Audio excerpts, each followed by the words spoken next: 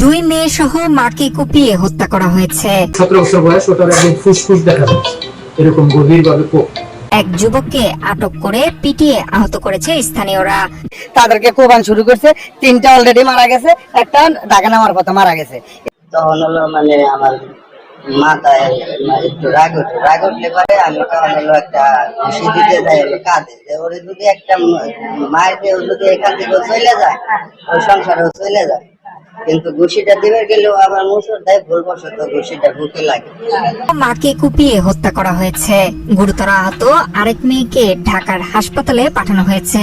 এই ঘটনায় জড়িত সন্দেহে এক যুবককে আটক করে পিটিয়ে আহত করেছে স্থানীয়রা। বৃহস্পতিবার সকালে লক্ষ্মীপুরের রায়পুর পৌরসভার 3 নম্বর ওয়ার্ডের গোডাউন রোড এলাকায় একটি বাসায় এই ঘটনা ঘটে। তারা হলেন মা শাইনুর বেগম, বড় মেয়ে বিশ্ববিদ্যালয়ের ছাত্রী সাইমা আক্তার ও ছোট মেয়ে শিফা আক্তার। এই ঘটনায় আহত মেজ মেয়ে কলেজ ছাত্রী ইকরা আক্তারকে আশঙ্কাজনক অবস্থায় ঢাকা হাসপাতালে পাঠানো হয়। এদিকে ঘটনার সঙ্গে জড়িত সন্দেহে অজ্ঞাত এক যুবককে গণপিটুনি দেওয়া হয়েছে। তাকেও উন্নত চিকিৎসার জন্য সদর হাসপাতালে পাঠানো হয়। ঘটনার সময় পরিস্থিতি নিয়ন্ত্রণে আনার চেষ্টাকালে উত্তেজিত জনতার ইট পাটকেলে পুলিশের 6 থেকে 7 জন সদস্য আহত হয়েছে। তবে কি কারণে ঘটনা ঘটেছে এবং ঘটনার সঙ্গে অন্য কেউ জড়িত রয়েছে কিনা তা বলতে পারেনি কেউ। এখন কি ছেলেকে কি আশেপাশে কিছু জানি না। এখন ওখানে গেলে জানতে পারবো যে কি চিনছে কিনা বা ওই ছেলেকে, ওই ছেলেটাকে ধরার চেষ্টা করতেছে পুলিশ, তাও কিছু জানি না। নিহতদের বাড়ি কুমিল্লা জেলায়। তারা দীর্ঘ কয়েক বছর ধরে ঘটনাস্থলে ভাড়া থাকতেন। নিহত সাইমা ঢাকা বিশ্ববিদ্যালয়ের শিক্ষার্থী ও আহত ইকরা রায়পুর কাজী ফারুকি কলেজের দ্বাদশ শ্রেণীর শিক্ষার্থী। পুলিশ ও স্থানীয় সূত্রে জানা যায়, দীর্ঘ কয়েক বছর ধরে শাহিনুর তার সন্তানদের নিয়ে ঘটনাস্থলে ভাড়া বাসায় থাকতেন। কয়েক বছর আগে তার স্বামী মোহাম্মদ কামাল বিদ্যুৎপৃষ্ট হয়ে মারা যান। এরপর থেকে 3 মেয়ে ও 1 ছেলেকে নিয়ে শাহিনুর ওই বাসায় বসবাস করে আসছেন। সকালে 3 মেয়ে সহ শাহিনুরকে কুপিয়ে হত্যা করা হয়। এ ঘটনায় স্থানীয়রা ঘাতক যুবককে গণপিটুনি দেয়। পরে পুলিশ এসে পরিস্থিতি নিয়ন্ত্রণে আনে।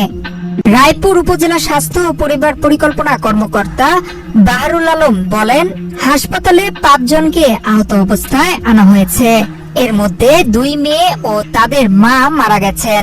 আর এক মেয়েকে আশঙ্কাজনক অবস্থায় ঢাকায় পাঠানো হয়েছে। তাদের সকলের শরীরে বিভিন্ন অংশে ধারালো অস্ত্রের আঘাত রয়েছে। তো আমরা আনার পরে আমরা দুইজনকে ঘোষণা করতে হয়, আরেকজনের একদম গলা আমাদের শ্বাসনালীটা ওপেন হয়ে গেছে, এমন খুব প্রত্যেক শ্বাসনালী। তো ওটা আমরা একটা শ্বাস নল দিয়েছি, আমি সেলাই করে দিয়েছি সাথে রেফার করার জন্য, মানে ঢাকা থেকে যদি পৌঁছানো যায় সেলাই করে দিয়েছি যাতে ওটা টিকে থাকে। তো কিছুক্ষণ পর ওটাও মারা গেছে। এখন এই 3 জন মৃত। আর আরেকটা বাচ্চা মেয়ে, ওদের ওটারও 17 বছর বয়স, ওটার একদম ফুসফুস দেখা যাচ্ছে, এরকম গভীরভাবে কোপ, এখানে বুকে 2টা কোপ। তো আমরা ওগুলো ঢেকে সেলাইন দিয়ে আল্লাহ যদি বাঁচায় তাহলে হয়তো বাঁচবে, অবস্থা খুব খারাপ। আর চতুর্থ পঞ্চম যে একই অভিযুক্ত, যেটা তারও মাথায় কোপের দাগ ছিল, তারও কোপের দাগে পাইছিল, শরীর বিভিন্ন জায়গায় রক্তাক্ত, শ্বাসক্রিয়া তার কষ্ট হচ্ছিল। তো আমরা ওটা ব্যান্ডেজ করে সেলাইন দিয়ে ওটা রেফার করে দিছি। সহকারী পুলিশ সুপার মোহাম্মদ আব্দুর রাশেদ বলেন, তাদের মরদেহ হাসপাতালে রয়েছে। একজনকে ঢাকায় পাঠানো হয়। এছাড়া অভিযুক্ত যুবককে গণপিটুনি দিয়েছে জনতা। তাকেও সদর হাসপাতালে চিকিৎসার জন্য পাঠানো হয়েছে। তবে কেন এই হত্যাকাণ্ড ঘটেছে তা জানতে পুলিশ তদন্ত শুরু করেছে বলেও জানান তিনি। আমরা ঘটনাস্থলে যাই, সেখানে দেখে উত্তেজিত জনতা, আমরা তাদেরকে নিয়ন্ত্রণের চেষ্টা করি। পরবর্তী জনতা ক্ষিপ্ত হয়ে আমাদের থেকে ইট পাথর নিক্ষেপ করা শুরু করলে আমরা 4 জন ভিক্টিমকে গুরুতর অবস্থায় নিয়ে হাসপাতালে আসি। 4 জনের ভেতরে 2 জনের ইতিমধ্যে মৃত্যুর খবর আলম সাহেব আমাদের জানিয়েছেন। অ্যাকিউজ যিনি ছিলেন তাকেও আর কি আমরা প্রোটেক্ট করার চেষ্টা করেছিলাম, কিন্তু তাকেও আর কি মারধর করেছে আর কি। তাকেও নিয়ে এসে হাসপাতালে রেফার করার পরে এখান থেকে আর কি সদর হাসপাতালে রেফার করে দিয়েছে। ঘটনার প্রকৃত কারণ তদন্তাধীন, আমরা আস্তে আস্তে জানতে পারবো। সাধারণ বাচ্চাগুলোর বাপ নাই, বাপ মারা গেছে আরো অনেক আগে, কিন্তু দেখা গেছে যে এখানে 3টা মেয়ে একটা মা নিয়ে ভাড়া থাকে এখানে। এই 3টা মেয়ে নিয়ে আসে। এখন এই যে লোকটার সাথে কি দাদা দ্বন্দ্ব ছিল জানি না, কিন্তু সে ঘরের ভিতরে ঢুকি তাদেরকে কোবান শুরু করছে। 3টা অলরেডি মারা গেছে, একটা ঢাকা নেওয়ার পথে মারা গেছে। এই আমি শুনছি, আমি আইসা দেখি আমার দোকান থেকে দেখি যে রক্ত মাখা একটা মেয়েকে এইভাবে কুলো করে নিয়ে আসতেছে। তো আমি সেই সাথে সাথে আইসা শুনি কি এখানে আনসারে শুনি যে মারা গেছে। এই যে তিনজন দেখছি, একজন মেডিকেলে নেওয়ার পথে মারা গেছে, এটাই জানছি, বুঝছেন। আমি শুনছি যে এরা মানে ভাইরের ভাড়া থাকে এখানে, ওইটা শুনে আর কি আমরা এখানে আসছি। আমাদের ছাত্রী ছিল তো, ওইটার জন্য খুব ভালো ছিল ওরা, খুব স্টুডেন্ট। এটা আমরা জানি না। আমি দোকানে ছিলাম, পরে আমার বাসা থেকে বলছে যে এখানে একজন মানুষের মারতে আছে, তুই তাড়াতাড়ি আয়। পরে আমি আইসে দেখছি যে ওর আম্মু আর ওর বন্ধু যে বড় দুইজন রে ওরা নিয়ে যাইতেছে। পরে আমি ওদের বাসায় ঢুকছিলাম আর দেখছিলাম ছোট মেয়েটারে। পরে আমি আরেকজনে ওই ছোট মেয়েটারে উঠে নিছি। পরে আমি আমাদের সাদে গেছিলাম দেখছি যে ডাকাইত ওই চিপাইছিল। পরে ওরে এই দিক দিয়ে নামাই এই জায়গায় মারছে, ওরে নামানো হয়েছে। অনেকজন ওই এটা দিয়ে উঠে তারপরে নামাইছে আর কি। আপনারা জানেন যে রায়পুরে একটা ভয়াবহ ঘটনা ঘটছে। এই ঘটনা জানার পরপরই আমরা এখানে আসছি। একই পরিবারের 3জন সদস্য মারা গেছে, মা এবং 2 মেয়ে, আর এক মেয়েও গুরুতর আহত। সে ঢাকা রেফার করা হয়েছে। আর যে অ্যাকিউজ ছিল, যাকে অভিযুক্ত করা হয়েছে, তাকে পাবলিক হাতে নাতে ধরছে এবং তাকে আমাদের পুলিশে উদ্ধার করার চেষ্টা করছে। তার আগে তার গণপিটুনি হয়েছে এবং তাকে রেফার করা হয়েছে সদর হসপিটালে। এটা এখন আমি পিওতে যাচ্ছি এখন, যে আমি আসলে এখন আমরা বিস্তারিত জানতে পারিনি ঘটনা। আমরা যেয়ে তারপরে আমরা ডিটেল নিয়ে তারপরে জানাবো আপনাকে। এখানে ঢুকেছে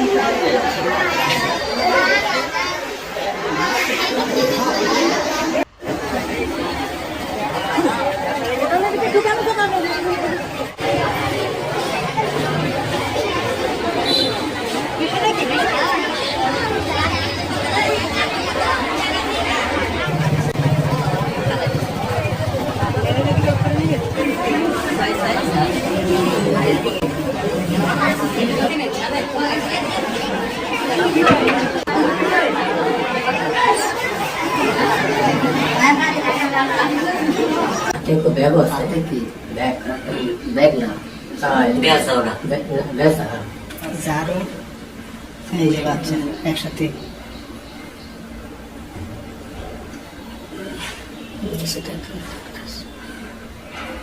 বয়স নেই, এর মধ্যে তালা ছিল না, ঢুকে গেছে, তালা খোলা যাবে না।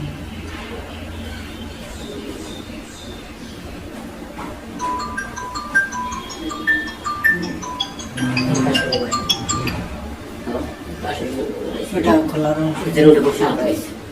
খোলা বেরোলো।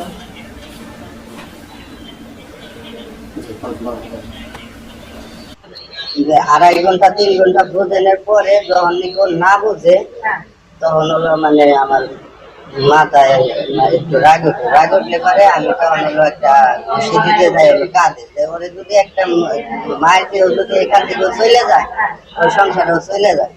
কিন্তু ঘুষিটা দিবে গেলেও আবার মুসুর দেয়, ভুলবশত ঘুষিটা বুকে লাগার পরে ও তখন ওই জায়গা পড়ে গেলে পরে তখন আমি নার্ভাস হয়ে যাই, নড়াচড়া দেয়।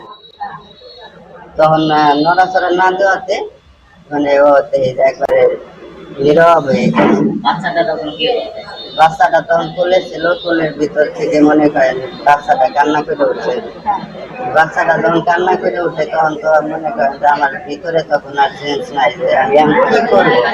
ওর মা মারা গেল, এখন এই বাচ্চারা আমি কই রাখবো, বাচ্চাটা রাখার মতো তার জায়গা আমার নাই। তখন আমি ওই বাচ্চার আবার গলা চাইতে পুলিশে ওখানে ঘটনাস্থলে উপস্থিত হয় এবং কোতোয়ালি থানা পুলিশ বিশেষ জাহানারা বেগম এবং শিশু কন্যা সামিয়ার পচা গলা লাশের সুরক্ষণ প্রস্তুত করে ময়নাতদন্তের জন্য প্রেরণ করে। ইতিমধ্যে ডিসিস্টের স্বামী, এই ঘটনাটা তো সোশ্যাল মিডিয়াতে ব্যাপকভাবে প্রচারিত হয় এবং ডিসিস্টের স্বামী অনলাইনে এই বিষয়টি দেখে এবং ঘটনাস্থলে যে তিনি তার স্ত্রী এবং কন্যার লাশটি শনাক্ত করেন যে এবং তিনি আরও জানান যে ওই মহিলার নামে, তার স্ত্রীর নামে তিনি 4-5 দিন আগে একটি গোয়ালন্দ থানায় অভিযোগ দায়ের করেছিলেন যে মহিলা তার কিছু টাকা পয়সা এবং তার মেয়েকে নিয়ে বাসা থেকে পালিয়ে গেছে। এটা ডিসিস্টের স্বামী অভিযোগ করেছিলেন গোয়ালন্দ থানায়। তো অতঃপর পরের দিন অর্থাৎ 15/5/26 তারিখে ডিসিস্টের বাবা মোহাম্মদ লালন মোল্লা তিনি থানায় আসেন এবং অজ্ঞাতনামা আসামিদের বিরুদ্ধে একটি এজাহার দায়ের করেন। তখন কোতোয়ালি থানা পুলিশ এই বিষয়টি তদন্ত শুরু করে এবং এসআই নিরস্ত আবুল বাশার মোল্লার নামে এই তদন্ত কাজটি হাওলা করা হয় এবং আবুল বাশার মোল্লা তদন্ত কাজটি গ্রহণ করে এবং তিনি পুলিশ সুপার ফরিদপুর স্যার, অতিরিক্ত পুলিশ সুপার সদর সার্কেল এবং আমাদের অফিসার ইনচার্জ কোতোয়ালি এবং পুলিশ পরিদর্শক তদন্ত এবং সকল অফিসারদের দিক নির্দেশনায় এবং তথ্য প্রযুক্তির সহায়তায় একজন আসামিকে গ্রেফতার করেন। তার নাম হচ্ছে মোহাম্মদ উজ্জ্বল খান, তার বয়স হচ্ছে 38 এবং তার বাড়ি হচ্ছে রাজবাড়িতে। এবং একটা প্রশ্ন আসতে পারে যে উজ্জ্বল খান কেন সন্দিগ্ধ। এখানে ডিসিস্টেটের স্বামী তিনি কিছু তথ্য দিয়েছিলেন যে তার কিছু সন্দেহ আছে যে তার স্ত্রী উজ্জ্বল খানের সাথে কোনো একটা সম্পর্কে লিপ্ত ছিলেন।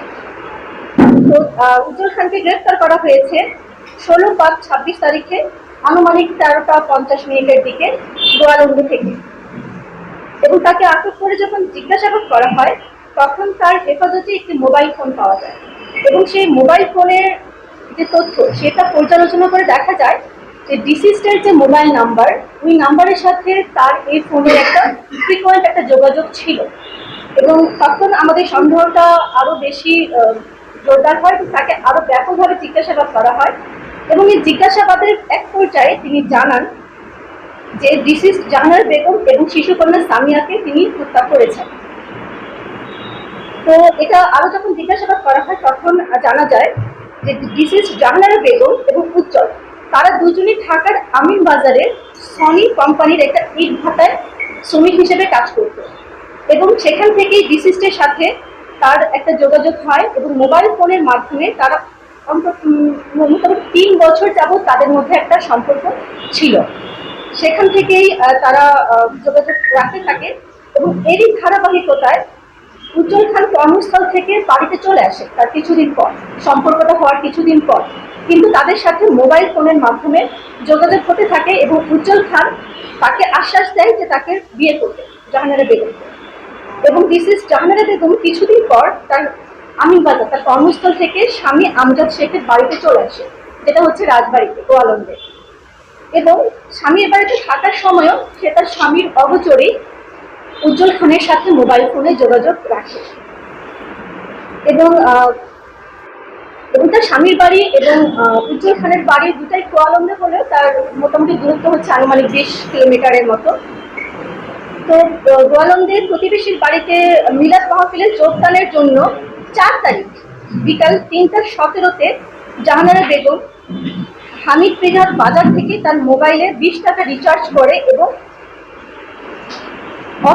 অটোতে করে আটককৃত উজ্জ্বল খানের বাড়ির উদ্দেশ্যে রওনা দেয় এবং আটককৃত উজ্জ্বল খান ডিসিস্টের সাথে মোবাইল ফোনে কথা বলে ওই সময়টায় এবং উজ্জ্বল খান জাহানারা বেগমকে বলে জামতলা এলাকার দিকে আসতে এবং আটককৃত উজ্জ্বল খান জামতলা এলাকা থেকে ডিসিস্ট জাহানারা বেগম এবং তার মেয়ে সামিয়াকে রাত আনুমানিক 7:30টার সময় রিসিভ করে এবং কোতোয়ালি থানার চর মাধবী ইউনিয়নের কালীতলা সাকিনের শামসুল মোল্লার পুকুরের উত্তর পাড়, যেটা আমাদের ঘটনাস্থল ছিল, সেখানে একটা ছাপটা ঘর আছে, সেখানে নিয়ে যায় জাহানারা বেগম এবং তার মেয়ে সামিয়াকে।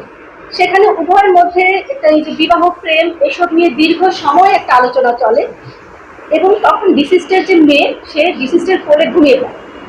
এক পর্যায়ে ডিসিস্ট জাহানারা বেগম আটককৃত উজ্জ্বল খানকে বিয়ে করে তার বাড়িতে নিয়ে যাওয়ার জন্য একটা চাপ প্রয়োগ করে।